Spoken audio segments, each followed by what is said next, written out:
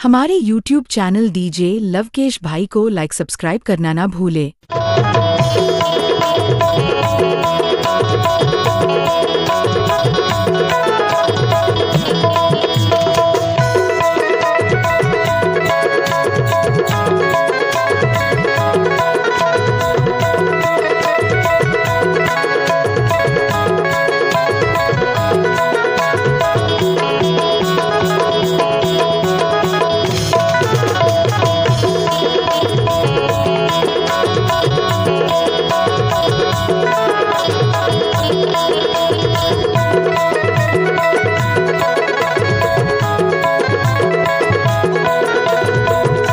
YouTube channel DJ Lavkesh भाई को subscribe जरूर करें।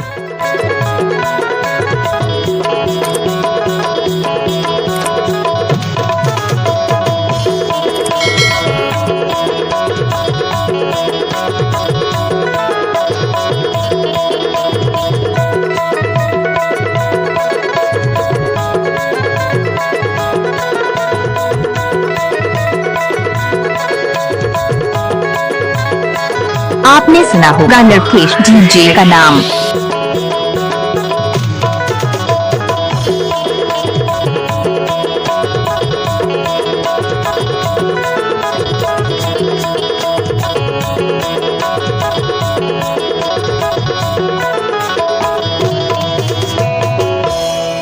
डीजे लवकेश।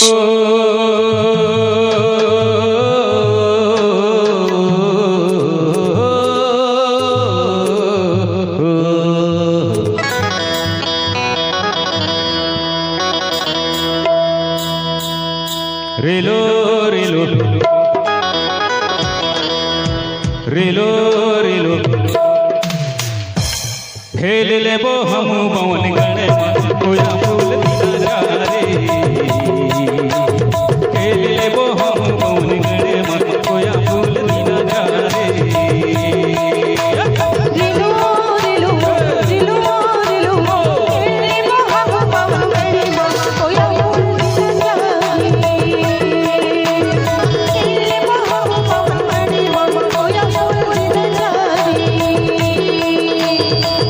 फूल दिना कोया फूल दीना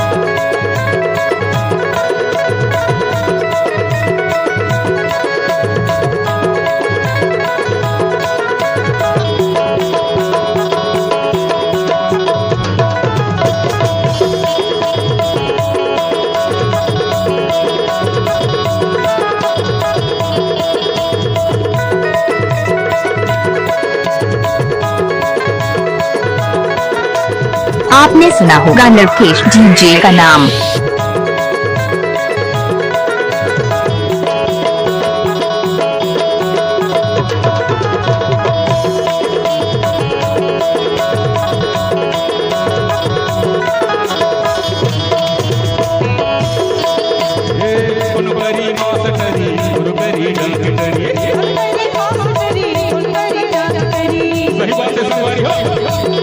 दादा हीरा सिंह मरकाम पूरा आंदोलन चलाई गुणवाना बैंक हो, गुणवाना स्कूल हो, गुणवाना शासन हो, गुणवाना राशन हो, गुणवाना ऐसा सिस्टम ला बनाई दादा हीरा सिंह मरकाम और आंदोलन में संगवारी हो पूरा दुनिया में छा गए।